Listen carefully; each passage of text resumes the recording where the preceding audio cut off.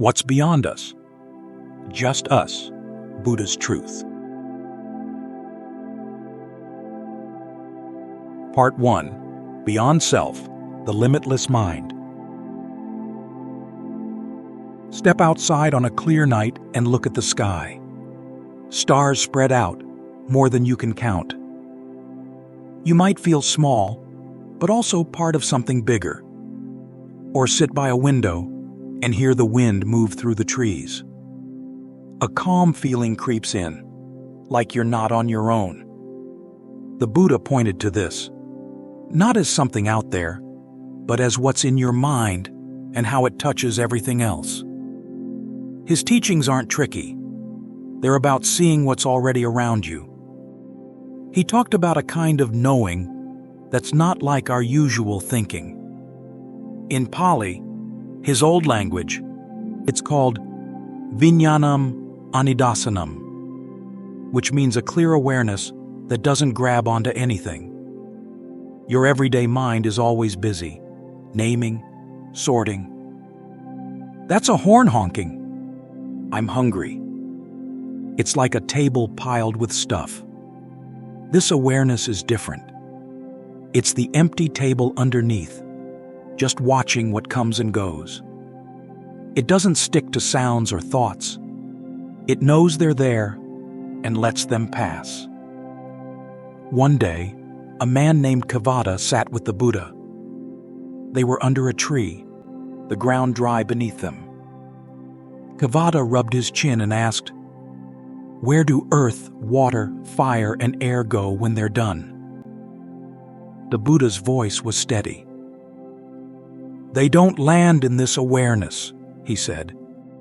"It's open, bright all around, with no walls holding it in." In the Digha Nikaya, he explained it like this: consciousness without feature, without end, luminous all around. That's where earth, water, fire, and air have no footing. This doesn't mean you stop thinking. It's about noticing the quiet space where thoughts show up. You can try it yourself. Find a spot to sit. Feel your breath. Air in, air out. Don't think too hard about it, just notice. After a minute or two, listen to a sound nearby.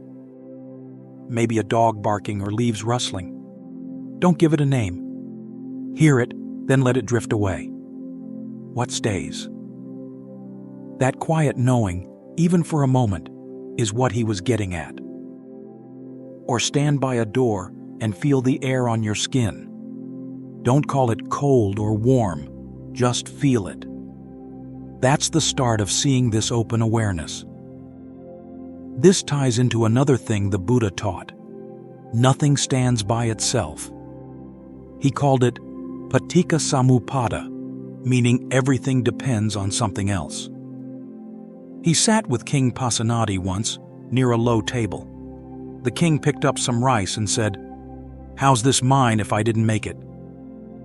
The Buddha nodded at the rice. "It's there because of the farmer who grew it, the rain that watered it, the sun that ripened it, the hands that cooked it. One thing connects to another." In the Samyutta Nikaya, he said, "When this exists, that comes to be. With the arising of this, that arises." Look at a bowl in your kitchen. Clay from the earth, shaped by someone, baked in a fire, carried to a store, all linked together. Your life depends on so many. People who grow your food, animals that feed you, rain that falls. It's not just about things. Your mood today might come from a kind word yesterday or a tough moment last week. It's all tied up in a big web. Seeing this shifts how you think. You're not alone. You're part of it. That understanding brings you to a mind that's calm, like a mirror. A mirror shows what's in front of it, dust or a bird, without caring either way. The Buddha taught this to his son, Rahula, one evening. Rahula sat on the ground, looking up at his father. Make your mind like the earth, the Buddha said. People walk on it, spill water or dirt on it, but it doesn't react. Watch your thoughts the same way. Under all your likes and dislikes, there's a stillness that just sees. It doesn't argue or hold on. Try it when something bugs you. Say your friend forgets to call. You feel it. Tight shoulders, quick pulse. Don't shove it aside. Watch it rise and fade, like a ripple in water. You're not the ripple. You're what sees it. Or when you're eating, notice the taste. Sweet or salty, it comes and goes. The knowing stays. That's the clear mind he meant. This isn't about chasing big ideas. It's spotting what's already there. An open awareness, a web of connections, a steady way of seeing. The Buddha kept it plain. Breath, rice, earth. Look at those, and you'll find it, right where you are. Part 2. Beyond Words, the Wisdom of Direct Experience. Some things can't be caught in words. Take the smell of rain. You can call it fresh or earthy, but until someone breathes it in, they won't know. The Buddha understood this well. Sometimes, instead of answering, he chose silence, not to avoid the question, but to point beyond words. This was not an empty silence. It carried meaning, more profound than speech could ever capture. One afternoon, he sat with his disciples on a grassy slope. The air was warm, shadows stretching across the ground. He didn't say a thing, just picked up a white lotus flower and held it up. The group stared, some frowning, others whispering, trying to puzzle it out. But Mahakasyapa, sitting off to the side, smiled. He saw it, not by thinking hard, but by looking straight at it. The Buddha caught his eye and said, "I've got a clear understanding, a quiet mind of Nibbana, something words can't hold. I pass this to Mahakasyapa." That's a big deal in Zen.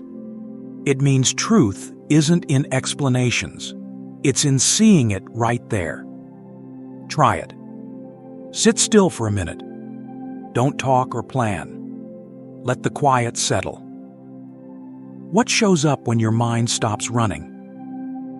This isn't about throwing words away. The Buddha used them all the time, but he knew they only take you so far. That's why this kind of knowing comes from experiencing, not figuring things out. In the Majjhima Nikaya, he told his followers, "Some questions don't help. They don't bring peace or clear seeing. They're like spinning in circles, keeping you stuck in your head. Think of a bird in the sky. It flies through the air but doesn't know air as a word. We're the same, living in something real that thoughts can't pin down. Words point the way, but you've got to step past them. That's where the mind comes in. The Buddha called it Pabhasara Chitta, a bright, clean mind we all have. Bright means clear, like a sunny day with no clouds. He said in the Anguttara Nikaya, "This mind is naturally bright, like a clear sky. But just as clouds cover the sun, worries and thoughts obscure it." One day he sat with Anuruddha by a river. Water splashed over stones, and Anuruddha's thoughts were jumping all over. "Look past that noise," the Buddha said. "Find the clear part that's always there." Anuruddha kept at it and started to see it, the knowing that stays when the clutter drops. You can too. When you're alone, watch your thoughts. One comes up. "I need to call someone." then fades. What's there between them? That's the bright mind, waiting quietly. This ties to how we understand things. The Buddha split it into two kinds of wisdom. Lokiya Panya is what you get from books or reasoning. Good to have, but it stops short. Lokuttara Panya comes from seeing straight, not thinking it over. You can read about the sea all day, but you won't know its salty bite until you stand in the waves. He told his disciples, "This teaching's like the ocean. One taste, freedom."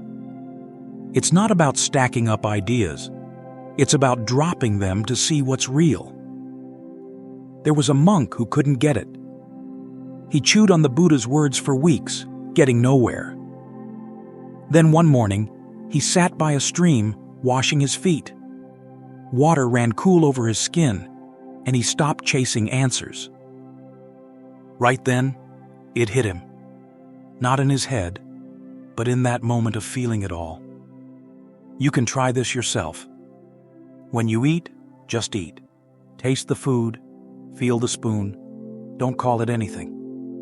When you walk, just walk, step by step, hearing what's around you, no extra stories. That's bare attention, watching what's there without piling thoughts on it. Keep doing it, and you'll catch a glimpse past words into what's really going on. This isn't some far-off idea. Stand up now, feel your breath, hear the room. Does it need a name to be real? Part 3.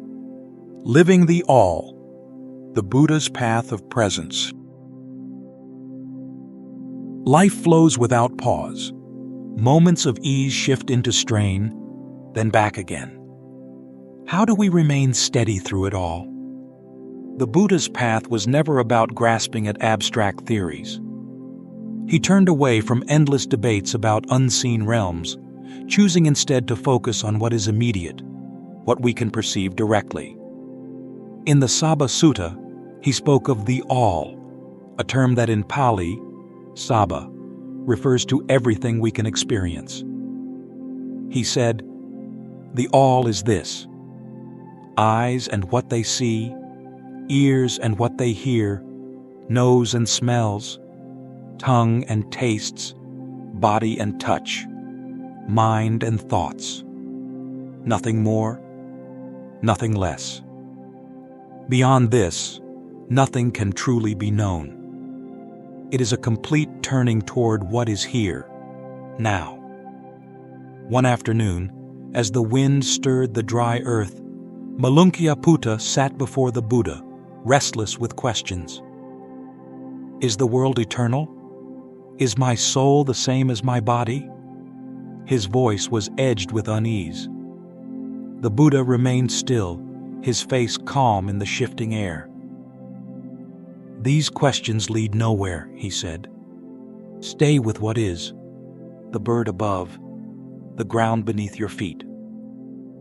This was not avoidance, but an invitation to see directly, to step out of the maze of thoughts and touch reality. Try it now. Feel the weight of your hands. Listen to the sound around you. This is the all the Buddha spoke of. Turning toward presence, we begin to see the nature of things more clearly.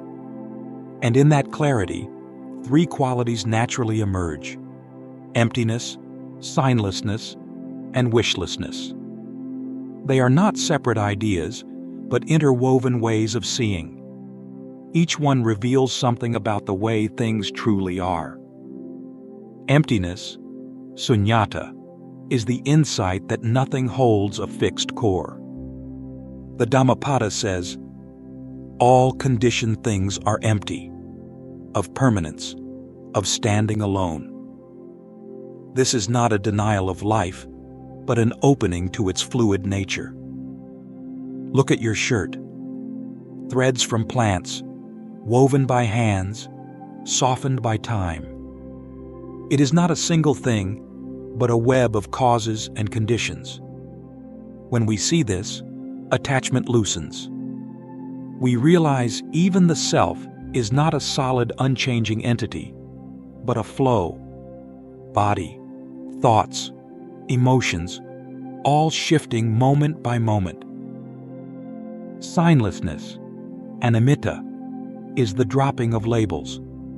A flower is not beautiful or small. Those are names we impose on it. When we let go of the habit of tagging everything, we meet life as it is. A door is not closed or wood. It is just what appears in this moment. Even with people, when we stop holding on to fixed ideas, friend, enemy, success, failure, we begin to experience them more freely, without the weight of judgment. Wishlessness, apanihita, is the release of grasping, the end of struggling against what is. It does not mean passivity, but a deep letting go of the mind's urge to push and pull at life. A monk named Channa faced this truth directly. His body was racked with pain, sharp and relentless. The Buddha sat beside him, lamplight flickering on the walls. "Do not call it yours. Do not wrestle with it," he said. Channa turned toward the pain, not as something solid, not as something to resist. He saw it as shifting, without a core, nothing to hold on to. And in that seeing, the struggle softened, even as the pain remained. We can apply this in our own lives. When stress builds, perhaps a deadline looms, notice the tightness in your shoulders. Instead of wishing it away, let it be. That is wishlessness. Or when anger flares, someone cuts you off in traffic, feel the heat rise, but do not feed it. Let it pass on its own. These insights are not abstract. They meet us wherever we are. They also point to something deeper. The Buddha called it nibbana. He said, "There is an unborn, unmade. Without it, there would be no escape from what is born and made." This is not a place, not a void, but the end of grasping. It is what remains when craving, anger, and confusion fall away. One night, the Buddha sat with a monk nearing death. The monk's breath was shallow, his mind clinging even to the calm that had settled in. "Let go of everything," the Buddha said, "even the calm." The monk released, and stillness held him, unshaken. Nibbana is not something to reach for. It is the freedom that appears when there is no reaching at all. Try it now. Sit. Feel the ground beneath you, firm or soft. It is here. Hear a sound, a hum, a footstep. Do not name it. Let wanting drift off. What remains when grasping ends? Not something new, but the end of suffering itself. Part 4. Awakening Within, Your Potential for Enlightenment. The Buddha didn't tell us to escape life or chase some distant light. He showed us how to wake up, right here, right now, to what is already inside us. You don't need to become someone new. The seed of freedom is already there. He called it Tathagata Garbha, or Buddha nature. It's not a soul, not something separate from you.